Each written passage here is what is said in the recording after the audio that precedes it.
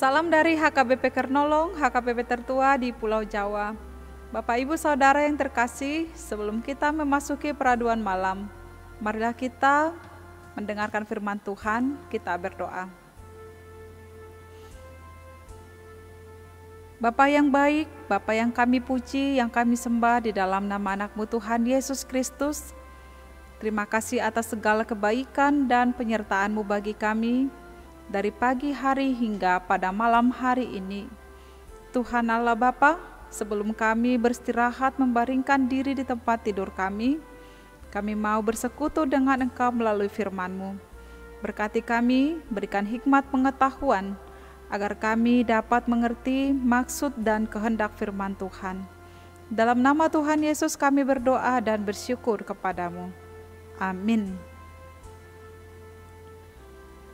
Firman Tuhan yang menjadi renungan bagi kita pada malam hari ini sesuai bacaan malam dalam Almanak HKBP yang tertulis dalam Efesus 6 ayat pertama hingga ayat 4.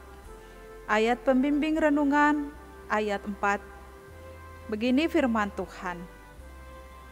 Dan kamu bapak-bapak, janganlah bangkitkan amarah di dalam hati anak-anakmu, tetapi didiklah mereka di dalam ajaran dan nasihat Tuhan. Demikian firman Tuhan. Tema renungan ini adalah didiklah anak di dalam ajaran dan nasihat Tuhan. Sahabat renungan malam Shalom, pendidikan dasar yang didapat seorang anak ialah melalui lembaga terkecil yang diciptakan oleh Allah, yaitu keluarga. Dalam mendidik anak, peran kedua orang tua sangat dibutuhkan. Namun dalam realita yang terjadi sekarang ini, yang cenderung mendidik anak adalah seorang ibu, sedangkan sebagai ayah melepaskan perannya ini dan membebankan peran pendidikan anak sepenuhnya kepada ibu. Ayah dianggap hanya berperan mencari nafkah di dalam keluarga.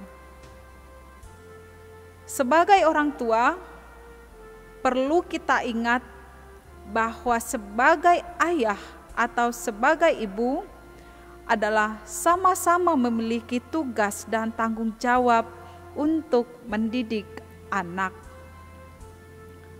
Sahabat renungan malam Shalom, dalam renungan ini Paulus mengingatkan orang tua, khususnya kepada bapak-bapak, sebagai ayah bagi anak-anaknya.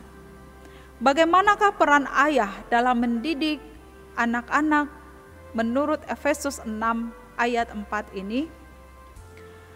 Dalam ayat ini Paulus membuat gambaran ayah sebagai yang bisa mengendalikan diri, sebagai pendidik yang ramah, sebagai pendidik yang sabar. Namun sifat ini sangat bertolak belakang dengan sikap seorang sang bapa pada masa Paulus. Di tengah-tengah bangsa Romawi, dijelaskan para bapa Romawi memegang dan menerapkan kekuasaan mutlak atas keluarganya. Seorang bapa, ia boleh sesukanya menjual anaknya menjadi hamba. Seorang bapa memaksa anaknya bekerja di ladang, dan seorang bapa dengan sesukanya menghukum anaknya sampai pada hukuman mati karena kuasa hukum ada padanya. Pada zaman Paulus juga ada kebiasaan dalam keluarga Romawi, ketika bayi lahir di dalam keluarga itu, maka bayi itu dibawa ke hadapan ayahnya. Apabila ayahnya mengangkat bayi itu, maka ayah itu berkenan kepada bayi itu dan mau menerimanya. Namun apabila ayah itu tidak mengangkat bayinya, itu berarti ayahnya itu tidak berkenan kepada bayi itu dan menolaknya. Bayi itu bisa saja dijual, diserahkan kepada orang lain, atau bahkan dibuang sehingga bayi itu mati. Sikap ayah yang seperti inilah yang mendorong Paulus untuk menulis Efesus 6 ayat 4 ini. Melalui realita ini, Paulus menasihatkan orang tua, terkhusus jemaat Kristen di Efesus, agar jangan bangkitkan amarah di dalam hati anak-anakmu. Otoritas yang dimiliki orang tua bisa dengan gampang ia salah gunakan. Kerasnya tuntutan atau perintah yang tidak sesuai dengan umur anak, terlebih lagi anak yang belum punya banyak pengalaman, perlakuan kejam dan kasar, perilaku pilih kasih, dan memanjakan akan merusak perkembangan anak. Perilaku menyepelekan menghalangi kebijakan anak untuk berkarya. Perilaku menghina juga akan merusak perkembangan anak. Perilaku-perilaku inilah yang dapat membangkitkan amarah dalam hati anak ketika orang tua menyalahgunakan otoritasnya terhadap anak.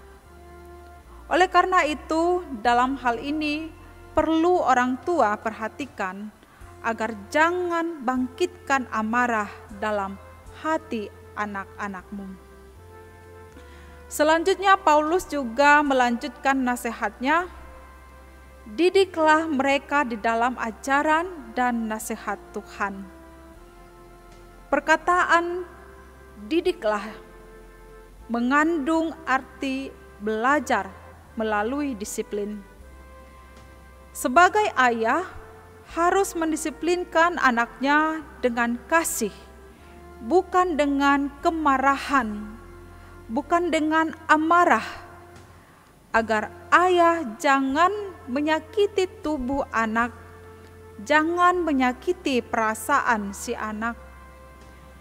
Ajaran dan nasihat yang diberikan kepada anak-anak haruslah di dalam Tuhan.